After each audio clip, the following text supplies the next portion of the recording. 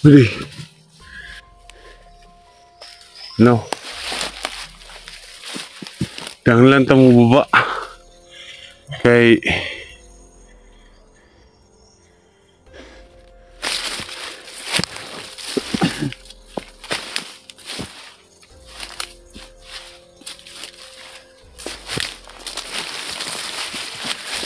tamo baba kay naku na-receive na ano na balita dito sa atong mga kauban nga nadukot daw nila yung ano yung anak ni Lawi. Iiwanan muna natin yung ano yung pangloob dito sa mga bahay dito sa bundok. Kailangan nating umuwi ng ano ng kampo kasi kailangan ni Apo yung tulong natin. Kailangan natin bumaba papunta sa kampo at hindi pwede daw na hindi tayo makapunta doon kasi nasa kanila na daw yung anak ni Lawi. Kailangan talaga natin bumaba. Ngayon, sabihin nyo sa amin mga viewers, duwag ba kami? May purpose kasi yung ano. Pag nakikita natin yan, papatayin talaga natin yun. Yung anak ni Lawi. Papatayin natin yan.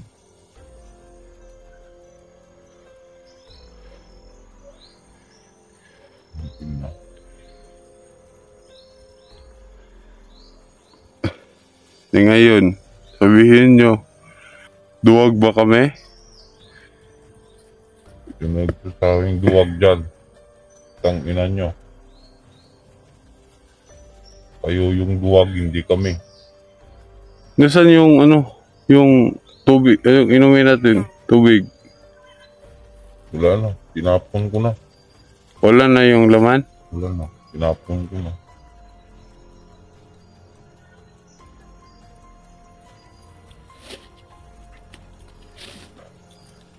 Yan, kailangan talaga natin bumaba. Sige. Nakikita natin yung mga bata at patayin natin yan.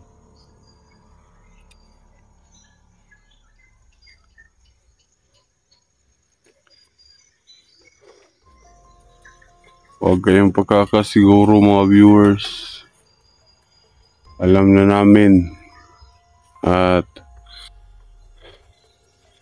nakuha na namin ang mensahe ni Apo pati sa mga kasama namin na nasa kanila na yung anak ni Lawi. Once na makita namin yung anak ni Lawi, papatayin namin yan. Kahit ang harapan sa ni Maui, kaya namin patayin yan.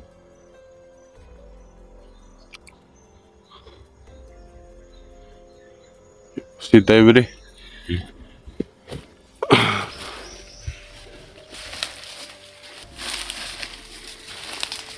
Malapit lang naman tayo doon sa ano, sa kampo ni Apo.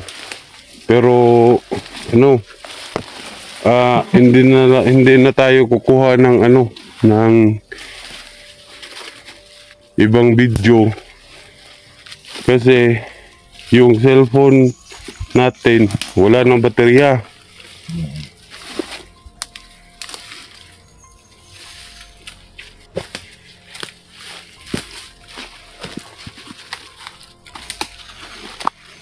Baka pagdating natin doon